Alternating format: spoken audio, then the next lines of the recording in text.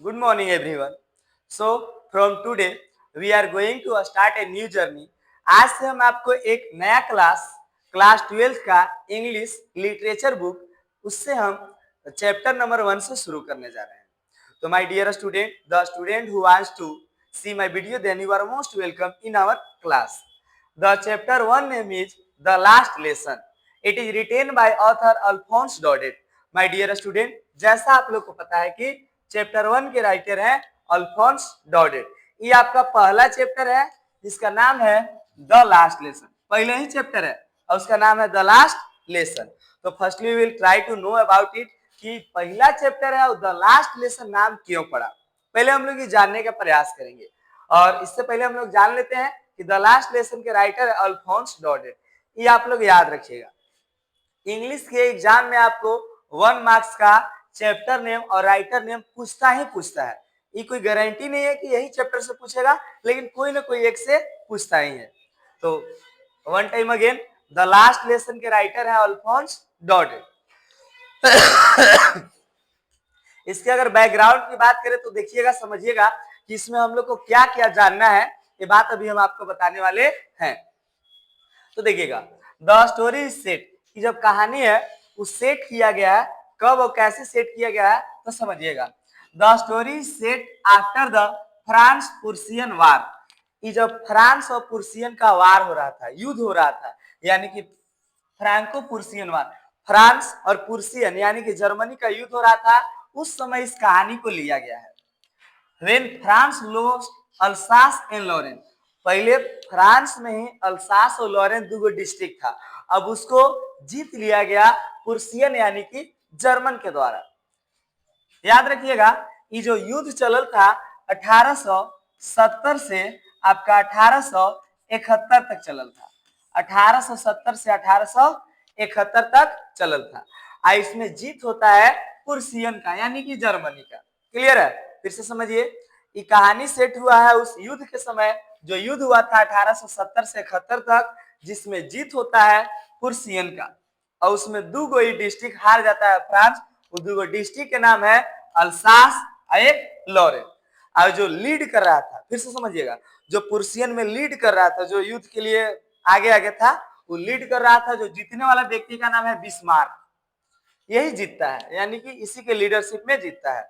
तब जब जीतने के बाद देखिएगा, an order come from Berlin. तो जर्मन में एक बर्लिन जगह है, वहां से ऑर्डर आता है.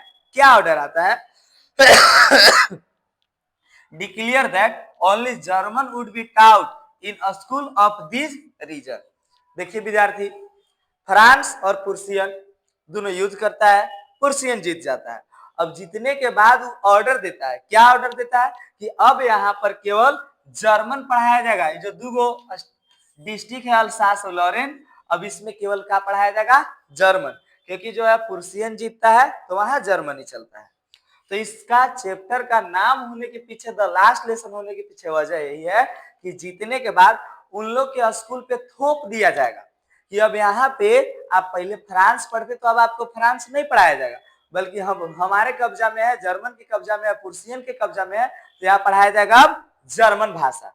इसीलिए आज के दिन जो उस समय जो था, उस दिन के बाद अब वहां पे फ्रांस पढ़ाई नहीं होगा.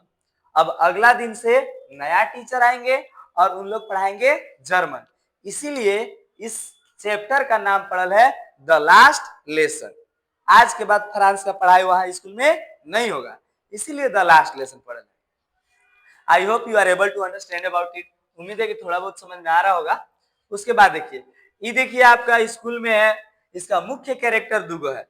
ये आपका देखिए एम हेमेल जो टीचर है, वहां जो फ्रांस के स्कूल अल्सास में पढ़ाते थे, ये टीचर है. उनका एगो स्टूडेंट है जिनका नाम है फ्रेंच.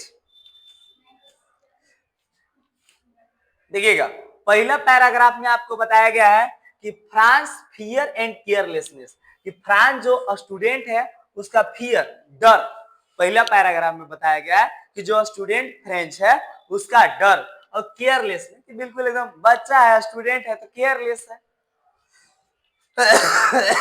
आप यहाँ से देख करके समझ सकते हैं ये बच्चा है. हम लोग एनिमेशन के माध्यम से दिखाने का प्रयास कर रहे हैं कि ये बच्चा है. अब इसी को हम लोग मान लेते हैं फ्रेंच. ये बिल्कुल एकदम केयरलेस है, एकदम अभी इसको देखिएगा, बाहर तो ऐसा है, स्कूल जाता है तो इसको डर होता है, तो क्यों, तो समझिएगा। देखिए यहाँ पे आपको देखने को मिलेगा कि French start for a school, France जो है स्कूल जाना शुरू करता है। French start for a school very late, अब जो जाता है तो बहुत देर से जाता है। मान लीजिए कि 9 बजे की स्कूल है तो लेट से जाता है। He is afraid because he has not prepare the lesson on the participle, अब इसको जाने में डर लगता है। क्यों डर लगता है? क्योंकि यहाँ पे एक चैप्टर का नाम है इंग्लिश में पार्टिसिपल्स। अब पार्टिसिपल पर वो बच्चा याद नहीं किया है, पढ़ के नहीं गया है, इसीलिए उसको डर लगता है। द वेदर इज ब्राइट, कहता है कि मौसम बहुत सुहावना है, बहुत मस्त मौसम है। एंड प्लेजेंट, एकदम सुखद है। And he feels tempted to spend the day outdoors in instead of going to school. अब वो बच्चा सोचता है कि इतना एकदम मौसम एकदम सुहावना है, टेम्पटेड, उसमें लुभा जाता है एकदम। एक छोटा बच्चा को 1 रुपया की चॉकलेट दे दीजिए तो नहीं लुभा जाता है जी, उसी तरह से ही लुभा जाता है मौसम एकदम। उसको स्कूल जाने के लिए मन करता नहीं है, लेकिन फिर भी उसके इस सब को रेसिस्ट करते हुए, विरोध करते हुए, जो लड़का है जिसका नाम है फ्रेंच, वो स्कूल जाता है। ध्यान दीजिएगा, फ्रेंच नाम है, इस सब से उसको लुभा जाता है, लेकिन फिर भी वो स्कूल जाता है। नेक्स्ट पैराग्राफ में हम लोग देखते हैं, इसमें आपको देखिएगा दिखता है the bulletin board on his way. अब बुलेटिन बोर्ड दिखता है तो सबसे पहले हम लोग जानने का प्रयास करेंगे कि देखिए ये आपका बुलेटिन बोर्ड है। बुलेटिन बोर्ड क्या होता है? तो एक ऐसा बोर्ड जिसपे क्या होता है कि न्यूज छपता है, जैसे में कि कोई भी नया अगर इंफॉर्मेशन आता है तो उसको साट दिया जाता है, उसी को बोलते हैं बुलेटिन बोर्ड। तो देखिए इस प्रकार से बुलेटिन बोर्ड है और लोग यहाँ पे हैं, वो बुलेटिन बोर्ड में देख रहे हैं कि क्या नया इंफॉर्मेशन आया है, क्या खबर आया है, यही होता है बुलेटिन बोर्ड। फ्रेंच स्कूल जाने लगा और French notice a crowd in front of the town hall bulletin board. अब वहां पे वो देखता है, जाते वक्त, स्कूल जाते वक्त देखता है कि टाउन हॉल के पास जो बुलेटिन बोर्ड है ना, जिसमें सूचना आता है, वहां पे बहुत ज्यादा क्राउड है, यानी कि भीड़ है। For the last 2 years all bad news about the war had been posted there. अब कहता है कि यहाँ से एकदम खाली बुरा न्यूज आता है, कुछ अच्छा न्यूज आता नहीं है। तो कह रहा है कि 2 साल से यही खाली वार का, युद्ध के बारे में नया नया नियम आ रहा है, तो इसको वहां पे अब रुकता नहीं है। he feels worried but does not stop to read the notice। अब उसको लग रहा था कि क्या ऐसा न्यूज होगा, बिना उस सोचे वहां से वो चल दिया, वहां पे रुकता नहीं है और रुक करके न्यूज को देखता नहीं है कि यहाँ पे क्या न्यूज है। तो देखिए बुलेटिन बोर्ड में सब न्यूज वगैरह देख रहे हैं। इसके बाद देखिए नेक्स्ट पैराग्राफ में बताया गया है कि ब्लैक स्मिथ्स कमेंट। अभी जब लड़का जा रहा है, देखिए यहाँ इस प्रकार से, इसको मान लेते हैं फ्रेंच तो जा रहा है, यहाँ पे एक व्यक्ति है, स्कूल जाते वक्त इसको कमेंट करते हैं जनरली कि कुछ बोलते हैं, तो देखिए क्या बोलते हैं। The blacksmith watcher calls out to French and tells him, उसको कहते हैं not to hurry saying he will reach school in time, कहते हैं कि नॉट टू हरी, जल्दी मत जाओ, तुम समय रहते स्कूल पहुंच जाओगे। अब देखिए यहाँ पे विडंबना क्या है कि फ्रेंच लेट हो गया है, लेट हो गया है, और जो व्यक्ति है वो कहते हैं कि इतना फास्ट मत जाओ, तुम समय रहते स्कूल पहुंच जाओगे। तो उसको अपने आप से लगता है कि हमको मजाक बना रहा है, ऐसा लगता है। तो French thinks the blacksmith is making fun of it, कि ये जो बोल रहा है मेरा मजाक बना रहा है, क्योंकि अब पहले ही से लेट है, ये कह रहा है कि और धीरे धीरे जाओ, तुम समय रहते पहुंच जाओगे, इसीलिए इसको लगता है कि मेरा मजाक बना रहा है। नेक्स्ट पैराग्राफ में देखिएगा, यहाँ पे देखने को आपको मिलेगा कि स्ट्रेंज साइलेंस एट स्कूल। अब वहां से तो लड़का है कि स्कूल पहुंच जाता है, कोई दिक्कत नहीं है, सिंपली वो स्कूल पहुंचता है। अब स्कूल पहुंचने के बाद होता यही है कि पूरा एकदम स्ट्रेंज, अजीबो गरीब उसको लगता है, साइलेंस एट स्कूल, पूरा एकदम साइलेंस है, कोई शोर शराबा वहां स्कूल में नहीं है। पहले इसके पहले देखने को मिलता कि पूरा शोर शराबा होता था, बच्चा का स्कूल है तो शोर शराबा तो निश्चित है। तो देखिएगा यूजुअली, सामान्यतः there is noise in the classroom before class begins, तो क्लास शुरू होने से पहले वहां पे बहुत ज्यादा नॉइज होता था, कुछ होता था, नॉइज, पूरा शोरगुल होता था। बट टुडे, लेकिन आज क्या है कि एवरीथिंग इज क्वाइट। आज ऐसा लग रहा है कि एकदम सब कुछ शांत है। लड़का स्कूल पहुंचता है तो उसको अजीबोगरीब लगता है। चलो जी, तो क्या अजीबोगरीब लगता है कि सब कुछ एकदम शांत है। इसके पहले एकदम शोरगुल होते रहता था, कोई चिल्ला रहा है, कोई बेंच पटक रहा है, कोई ऐसे डंडा पीट रहा है, लेकिन आज बिल्कुल शांत था। लाइक ए संडे, मानो कि एकदम संडे मॉर्निंग हो, ऐसा शांति था जैसे मान लीजिए कि संडे मॉर्निंग। अब देखिए एक बच्चा है तो अपना रूप रंग दिखाएगा, लेकिन यहाँ कोई दिखाई ही नहीं रहा है, एकदम संडे जैसा माहौल है। Villagers are sitting silently on the back benches. Generally back benches खाली रहता था, पहले कोई बैठता नहीं था, लेकिन जब देखता है फ्रेंच तो देखता है कि पिछला बेंच पर भी लोग हैं, उसमें गांव वाले लोग बैठे हैं। ये अजीबो गरीब एकदम सीन है, पहले कभी ऐसा नहीं हुआ, फ्रेंच नहीं देखा, लेकिन आज जो है कि पिछला बेंच पे भी कहीं ना कहीं गांव वाले बैठे हैं। तो देखिएगा इस प्रकार से देखता है।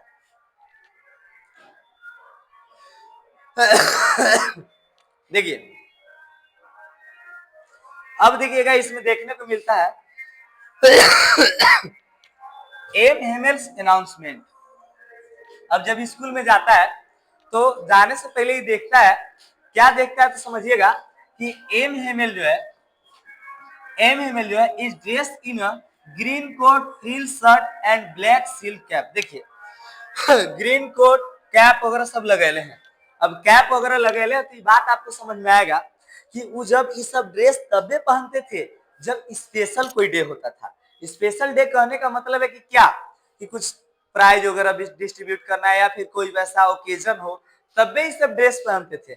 लेकिन आज भी वो पहने हैं, तो इसको अब समझ में नहीं आ रहा है कि आज ऐसा विशेष क्या है कि ऐसा ऐसा ही पहन के रखे हैं। इसको अभी फ्रेंच को ये बात पता नहीं है। कर रहा है कि clothes he wears only on the special occasion, विशेष पर पहनते थे। He announced that this is the last French lesson, from the next day only German will be taught. अब ध्यान देने की बात यही है कि ये अनाउंस करते हैं। अब क्या है कि चला जाता है, फ्रेंच जो है क्लासरूम में चला जाता है, उसको लगता है, डर लग रहा था कि हमसे क्वेश्चन पूछेंगे लेट होने के बाद, लेकिन एमएमएल जो टीचर है ये क्वेश्चन नहीं पूछते हैं और कहीं ना कहीं अनाउंस करते हैं कि ये आपका आज फ्रांस का यानी कि फ्रेंच का लास्ट लेसन है। इस दिन के बाद अब हम आपको फ्रेंच पढ़ाएंगे नहीं, ये आपका लास्ट क्लास है फ्रेंच का। तो यहाँ देखिएगा जो पहने हैं तो देख सकते हैं ब्यूटीफुल ग्रीन कोट है, फ्रिल्ड शर्ट है, लिटिल ब्लैक सिल्क कैप है, ऑल एम्ब्रॉयडर्ड, जो इस पे है एम्ब्रॉयडरी किया हुआ है। इस प्रकार से देख सकते हैं और अनाउंस करते हैं कि आपका लास्ट क्लास है। 14 से 18 में दिया फ्रेंच रियलाइजेशन एंड रिग्रेट। अब जो फ्रेंच है, जो पहले उसको पढ़ने के लिए मन नहीं करता था, उसको देखिए कुछ भी समझ में आए नहीं करता था, कुछ पढ़ाते थे ना बुझाए नहीं करता था, तो अब देखिए इसको क्या होता है, रियलाइज होता है, महसूस होता है, और रिग्रेट, पछतावा होता है फ्रेंच को। क्या, तो देखिएगा French feels ashamed for not studying earlier. अब उसको अपने आप से असेम, बेइज्जती जैसा महसूस हो रहा है, शर्म लग रहा है कि हम पहले नहीं पढ़े। इस बात से he regrets wasting time on play, कहता है कि हम अपना टाइम को खेलने में बिता दिए, एंड इग्नोरिंग हिज बुक्स, अब अपना बुक को इग्नोर किए। वो देखिएगा कोई लड़कन को देखिएगा कि साल भर बुक रखले रहेगा और जैसी नया है वैसी नया रहेगा, उसको खोल के देखबे नहीं करता है। और देखिएगा जो बच्चा रोज उसको देखेगा तो बुक खराब ही होते जाता है। तो अगर आपका बुक नया जैसा है इसका मतलब आप उसका यूज नहीं किए हैं, तो उसी तरह से इसका बुक नया है, मैंने खोल के नहीं देखा। He suddenly values the textbook and teacher. जो स्टूडेंट को पहले नफरत था कि नहीं अभी मैडम को पीटेंगे, ऐसे करेंगे वैसे करेंगे, नफरत जैसा था, अब वही टीचर से क्या हो रहा है कि वैल्यू समझ में आने लगा, और टेक्स्ट बुक और टीचर दोनों का अचानक से वैल्यू समझ में आने लगा। देखिए हम लोग के साथ भी कोई बच्चा रहते हैं तो वैल्यू नहीं समझ में आता है, वो छोड़ के जब जाता है ना जी तो लगता है कि नहीं एक बॉन्डिंग प्यार बन गया था, जो छोड़ के जाने के बाद थोड़ा सा खराब लगता है। काहे ने एक घंटा के लिए लगे, एक दिन 2 दिन के लिए लगे, उसके बाद जो भी है ठीक है, लेकिन एक महसूस ऐसा होता है। तो वही बॉन्डिंग था जो छोड़ के चला गया। इसके बाद देखिए friend feel ashamed for not studying earlier. अब देखिएगा फ्रेंड जो है उसको खुद से खराब लग रहा है कि टाइम बिताता था इस प्रकार से। अब next paragraph, importance of mother tongue. अब देखिए इसको महसूस होने लगा अपना मातृभाषा, चाहे कोई भी आप जगह से हो जाइए, आपका मातृभाषा बहुत मैटर करता है। हमारा जो यहाँ छतरपुर की अगर बात करें तो यहाँ पे हम लोग को समझ में आता है कि न तो हम लोग बढ़िया से हिंदी बोलते हैं, न तो बढ़िया से भोजपुरी बोलते हैं, न तो बढ़िया से हम लोग मगही बोलते हैं, सब मिक्स करके बोलते हैं। तो ये चीज हम लोग का अपना जो भाषा है वो बोलेंगे ही बोलेंगे। तो यहाँ पे समझ सकते हैं कि रियलाइज हो रहा है, इंपोर्टेंस पता चल रहा है। तो M Hamel speaks about the beauty of the French language. अब कहते हैं वो कि जो हमारा लैंग्वेज है, भाषा है, फ्रेंच है, ये हमारा दुनिया का सबसे सुंदर भाषा है। कोई भी व्यक्ति का वहां का जो लोकल लैंग्वेज होता है वो सबसे सुंदर होता है। तो वही ये बात बताते हैं। He says it is the clearest and most logical language in the world। ये एकदम सबसे एकदम क्लियर भाषा है, सबसे अच्छा भाषा है। He advised people, लोग सलाह देते हैं to guard their language because it is the key to freedom। कहते हैं कि इसको आप बचा के रखिए क्योंकि यही आपका जो भाषा है जो आपको फ्रीडम देता है। कितनों हम लोग इंग्लिश बोलने लगे, चाहे और कोई बोलने लगे, लेकिन जो मजा अपना भाषा में है वो मजा दूसरा में नहीं। अब किसी को कह दी तब जी का हाल चाल है तो कहेगा कि हाँ सर ठीक है। अब हम कहेंगे hey mister what's up what are you doing, तो उतना अच्छा है कि इंटरनली फील नहीं आता है। आप लोग कभी महसूस कीजिएगा कि मम्मी या माता जी को अगर हम लोग बोले मदर तो वैसा महसूस नहीं होता है, लेकिन अगर वही बोले माई तो एक इंटरनली महसूस होता है। जो मम्मी बोलते हैं तो मम्मी में इंटरनली महसूस होता है, माई, माँ, मम्मी, ये सब। तो इस प्रकार से आप समझ सकते हैं। अगर नेक्स्ट की अगर बात करें अगला पैराग्राफ, तो देखिएगा नेक्स्ट पैराग्राफ में है grammar lesson despite his sadness. अब उसको देखिए ग्रामर लेसन के बारे में। तो M Hamel teachers grammar patiently. अब जो है एम हेमेल ग्रामर पढ़ा रहे हैं पूरा क्लास को एकदम बिल्कुल पेशेंसली, धैर्य से पढ़ा रहे हैं, कोई दिक्कत परेशानी वाली बात नहीं है। French understands everything clearly for the first time. अब देखिएगा जो फ्रेंच को पहले पार्टिसिपल जो पढ़ाते थे उसका पी भी नहीं समझ में आता था। पार्टिसिपल जो था, पार्टिसिपल उसमें देखिएगा पी भी इसको नहीं समझ में आता था, लेकिन अब इसको ग्रामर समझ में आ रहा है। क्यों? क्योंकि पहले वो केयर नहीं करता था, आज उसका लास्ट क्लास में एकदम शांति से एकदम सुन रहा है, इसलिए अब उसको समझ में आ रहा है। फर्स्ट टाइम ऐसा हुआ कि फ्रेंच को क्लियरली समझ में आ रहा है। तो देखिएगा राइटिंग प्रैक्टिस। अब देखिएगा आपको देखने को मिलेगा कि student practice writing France Alsace repeatedly. अब बच्चे जो है, अब देखिएगा लास्ट क्लास है इसीलिए उन लोग प्रैक्टिस कर रहा है। कौन लिखेला? तो फ्रांस और अल्सास। कॉपी पर फ्रांस अल्सास लिख रहा है क्योंकि उन लोग फ्रांस और अल्सास दुइये डिस्ट्रिक्ट को जीतल था, हार गया था हम लोग। तो इस प्रकार से the words look beautifully on the page, even a small children participate serious. यहाँ तक कि छोटे छोटे भी बच्चा थे वो भी सीरियस थे। इतना बात आपको समझ में आया होगा। तो देख सकते हैं आप इस प्रकार से। पैराग्राफ में है कि इमोशनल एटमॉस्फेयर। अब देखिए वहां पे इमोशनल एटमॉस्फेयर यही होता है कि जैसे ही 12 बजता है तो वहां पे देखिएगा चर्च का जो बड़ा बेल होता है, घंटा होता है, वो बजता है। 12 बजने के बाद बजता है। तो देखिएगा the church clock strike, church का जो घंटा है वो बजता है 12, जैसी 12 बजता है वहां पे बजता है। The sound of the Persian soldier drilling outside reminds everyone of foreign control. अब ये बात याद दिलाता है कि अब यहाँ पे क्या है कि अब कहीं ना कहीं जो फ्रांस के हारने के बाद जो पर्शियन सोल्जर है वो सब ड्रिलिंग कर रहा है। यहाँ देख सकते हैं आप कि इन लोग क्या कर रहा है, ड्रिलिंग कर रहा है। अभी सब पर्शियन के सोल्जर हैं, उन लोग खुद से ड्रिलिंग कर रहा है। अब आगे देखिए एम हेमल बिकम इमोशनल। अब देखिए उनको छोड़ने का टाइम हो गया है, अब इमोशनल हो जाते हैं। उनके पास शब्द नहीं है कि अब हम बोले तो बोले क्या बोले, शब्द नहीं है क्योंकि आज के बाद वो क्या है कि इस देश को छोड़ करके चले जाएंगे। इसके बाद देखिएगा next paragraph why why love France. यहाँ पे देखिए अब इनका लास्ट क्लास है तो अब देखिए क्या लिखते हैं, ये लिखते हैं वाइव ला फ्रांस। बोर्ड पे देख सकते हैं यहाँ पे लिखा हुआ है वाइव ला फ्रांस, इसका मतलब होता है फ्रांस जिंदाबाद, फ्रांस जिंदाबाद। तो अब देखिए एम हेमल राइट्स वाइव ला फ्रांस। एम हेमल जो है पहली बार लिखते हैं वाइव ला फ्रांस, वो अपना चौक को इसे उठाते हैं और जितना दम लगा करके लिख सकते थे लिखते हैं वाइव ला फ्रांस चौक से on the black board and can't speak further. अब उसके बाद इमोशनल होकर के वो कुछ बोल नहीं पाए, आवाज नहीं निकल पाया, क्योंकि देखिए वो 40 साल तक उस स्कूल में वर्क किए थे। ध्यान दीजिएगा इस बात को, 40 इयर्स वर्क करने के बाद अगर आप भी अगर एक मात्र 4 से 5 महीने एक हम लोग पेट को पालते हैं, कुत्ता बिल्ली कोई भी, तो इतना प्यार हो जाता है। वो 40 साल तक उस स्कूल में वर्क किए, अब वो छोड़ के जा रहे हैं तो आवाज अंदर से नहीं निकला, इतना इमोशनल हो गए। अब इतना लिखने के बाद he dismiss the class with a gesture, अब बस इशारा किए कि the class is over you may go now, अब बस इशारा की क्लास ओवर हो गया, अब आप जा सकते हैं। अब इस तरह से इस कहानी का अंत होता है और उस दिन के बाद अब फिर अगला दिन से न्यू टीचर आएंगे और वहां पे जर्मन पढ़ाएंगे फ्रांस के दूसरे डिस्ट्रिक्ट अल्सास और लॉरेन में। ये आपका स्टोरी था जो आप समझ सकते हैं। इसके बाद ओवरऑल थीम क्या है, तो हम लोग का थीम यही है इस स्टोरी में, इम्पोर्टेंस ऑफ मदर टंग। यहाँ पे मातृभाषा को ज्यादातर बताया गया है।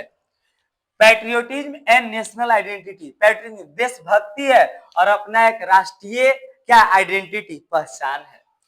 रिग्रेट एंड रियलाइजेशन, इसमें रिग्रेट पछतावा को बताया गया है। जो फ्रेंच है वो पहले नहीं सीखता है और इसके बाद अब क्या करता है कि वो सीखने का प्रयास करता है तो उसको रियलाइज होता है। पावर ऑफ एजुकेशन, यहाँ पे देखिएगा पावर ऑफ एजुकेशन को बताया गया है, जिसमें आपको देखने को मिलेगा कि क्या उसका शक्ति है, पावर क्या है एजुकेशन का, ये बात आपको इसमें देखने को मिलेगा। लास्ट में देखिए हम यहाँ पे समरी लिख दिए हैं कि लास्ट लेसन का, जो बच्चा इसको अगर आप कॉपी करना चाहते हैं तो आप समझ सकते हैं, बिल्कुल इजी लैंग्वेज में लिखवा है, एकदम आसान भाषा में। इस प्रकार से आप देख सकते हैं समरी है, थोड़ा सा बड़ा लिखे हैं ताकि समझ में आए। ये आपका था the last lesson. I hope you all are able to understand, उम्मीद है कि थोड़ा बहुत समझ में आया होगा। That's all, thank you. Next class में हम इसका नेक्स्ट पार्ट क्वेश्चन आंसर को लेकर के आएंगे, तो आप लोग हमसे जुड़िए और कोशिश कीजिए। बस आज के लिए इतना ही, मिलते हैं अगले दिन। आपका दिन शुभ हो।